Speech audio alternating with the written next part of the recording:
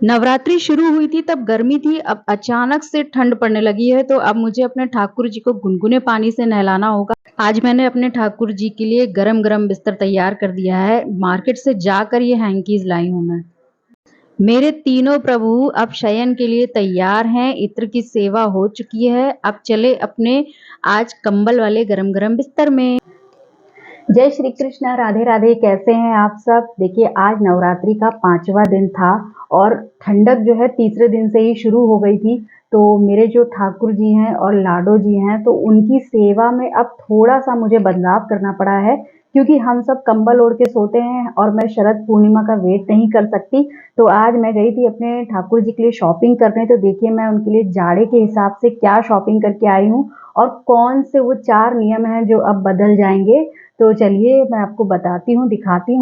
पहले तो आज आप मेरे ठाकुर जी और मेरी लाडो से मिलिए, क्योंकि इधर नवरात्रि की वजह से आप लोग शायद काफ़ी दिन से इनसे मिल नहीं पाए। देखिए, इनकी इत्र की मालिश हो चुकी है और अब तीनों शयन के लिए जा रहे हैं।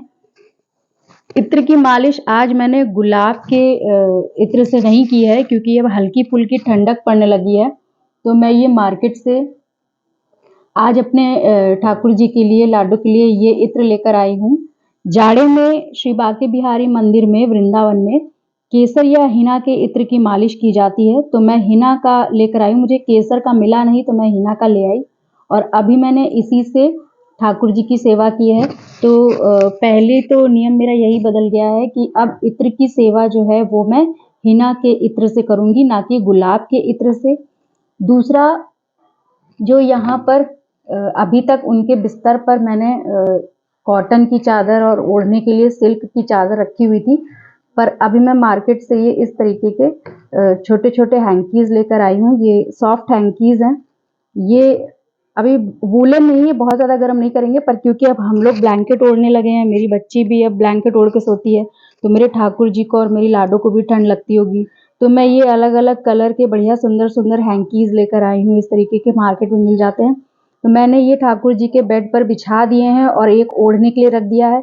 एक एक्स्ट्रा लाई हूँ मैं, इसी से अपने ठाकुर जी और लाडो जी के लिए एक नाइटी भी तैयार करूँगी, क्योंकि ये कॉटन की नाइटी है ना, जो इन्होंने पहन रखी है, तो इसमें आगे चल के ठंडक लगेगी, तो मैं इससे जो है इनके लिए नाइटी तीनों के लिए तैयार करूँगी। तो देखिए चल के कि मैंने इनके बेड पर कैसे इस तरह की बेडशीट बिछाई है। यहाँ पर आपको थोड़ा-सा शोर सुनाई दे रहा होगा, क्योंकि मंदिर रूम के बाहर है। ये देखिए, ये मैंने ठाकुर जी का, लाडो का बेड जो है सजा दिया है। ये रुमाल जो मैं लाई थी, ये ओढ़ने के लिए है और ये बिछा दिया है, और जो छोटे लाला का बेड बनाया था, उनके बेड में भी मैंने ये इस तरह से हैंकी को कवर कर दिया है और ये वाली हैंकी को, ये वूलन ब्लैंकेट को मैंने उनके ओढ़ने के लिए रख दिया है। तो अब चलिए मैं अपने लाला को सुला देती हूँ, अपने दोनों ठाकुर जी को और अपनी लाडो रानी को। यहाँ पे मेरे ठाकुर जी सो जाएंगे। अभी थोड़ी देर अभी बैठे रहने दीजिए, थोड़ा बातें वातें कर लें दोनों लोग। रेडी कर दिया है, सोने की तैयारी करवा दी है। अभी थोड़ा तीनों लोग गप्पे मार लें, फिर थोड़ी देर बाद जब करीब 9 बज जाएगा तब मैं तीनों को सुला दूंगी। लीजिए, मेरे ठाकुर जी और मेरी लाडो तीनों सो गए हैं, कितने अच्छे लग रहे हैं। अब यहाँ पर उनको ठंडक नहीं लगेगी अभी, क्योंकि यहाँ मंदिर में दरवाजा नहीं है ना, इस वजह से थोड़ी सी ठंडक लगती होगी। और शरद पूर्णिमा में मैं इनको वूलन कपड़े पहनाऊंगी उसके बाद, क्योंकि अभी वूलन नहीं पहनाऊंगी, क्योंकि अभी बहुत ज़्यादा ठंडक नहीं है, पर नाइटी थोड़ी सी मैं चेंज कर दूंगी। तब तक मेरी माता रानी से भी मिल लीजिए। ये देखिए, 5वें दिन कितना आशीर्वाद बरस रहा है मेरी माता रानी का। तीनों विराजित हैं, भगवान की कृपा से, माता रानी की कृपा बनी हुई है। के कारण जो मेरे ठाकुर जी की सेवा मैं करती थी, उसमें 4 नियम मैंने बदल दिए हैं। पहला नियम तो उनके बिस्तर पे मैंने ये थोड़ा-सा सॉफ्ट चादर बिछा दी है। अभी ऊनी उनको नहीं पहनाया है। बहुत से घरों में तुलसी जी की पूजा के बाद ऊनी वगैरह अर्पित किया जाता है। मेरे यहाँ भी होता है, लेकिन मैं अभी ऊनी नहीं पहना रही हूँ अभी उनके लिए, लेकिन हम लोग ब्लैंकेट ओढ़ते हैं, तो इसलिए मैंने उनकी बेड पे ये चादर बिछा दी है। इत्र सेवा बदल गई है। अब इत्र सेवा गुलाब के या खस के इत्र से नहीं होगी, बल्कि हीना के इत्र से होगी। केसर के इत्र से भी की जाती है जाड़े में। और साथ में अब क्या है कि ठंडक पड़ने लगी है, मैं अपने बच्चे को ही जल्दी नहीं नहलाती हूँ, तो ठाकुर जी को अब मैं सुबह थोड़े से गुनगुने पानी से नहलाती हूँ। आज ही से शुरू किया है क्योंकि अभी तक थोड़ी ठंडक कम थी। आज से ही मैंने उनको हल्के गुनगुने पानी से, गुनगुने जल से नहलाना शुरू कर दिया है। ज़रूरी है ये नियम, बाल स्वरूप जब हम कृष्ण जी की सेवा करते हैं तो ये नियम फॉलो करने पड़ते हैं।